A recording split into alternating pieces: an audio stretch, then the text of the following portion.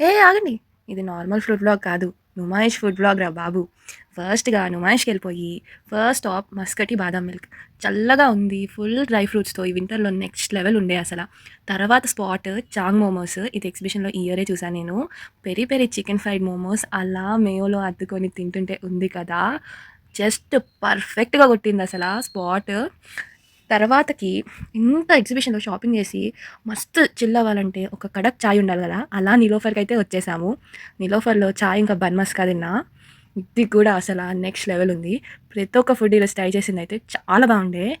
పానీపూరి అయితే ఓకే ఓకేగుండే. కానీ తర్వాత బ్లూబెర్రీ గోలీ సోడా అయితే తీసుకున్నా. అది మాత్రం చల్లగా అంత నడిచాక చాలా బాగుండే. సో, దాని తర్వాత ఈ వెజ్ అంతా మనతో కాదని రుమాలి రోటి, చికెన్ కబాబ్ అయితే ఏసాను. జస్ట్ ఆన్ స్పాట్ ఉందదైతే. అలా ట్రైన్ కోసం వెయిట్ చేస్తున్నా కదా అని పక్కనే ఉన్న మస్కటీలో ఇంకొక చాక్లేట్ ఐస్ క్రీమ్ అయితే తీసుకొని ఏసాను. చాలా క్రీమీగా, చాక్లేటీగా సూపరుండే. ఎగ్జిబిషన్‌కొస్తే ఈ హాట్ పఫ్ స్టాల్‌లో చికెన్ పఫ్ తినందే నేనసలు వెళ్ళను. వాళ్ళేసే సాస్ ఉంటది భయ్యా! సూపరుంటది. ఫైనల్‌గా మస్కటీలో కుల్ఫీతో ఎండ్ చేసేసాను.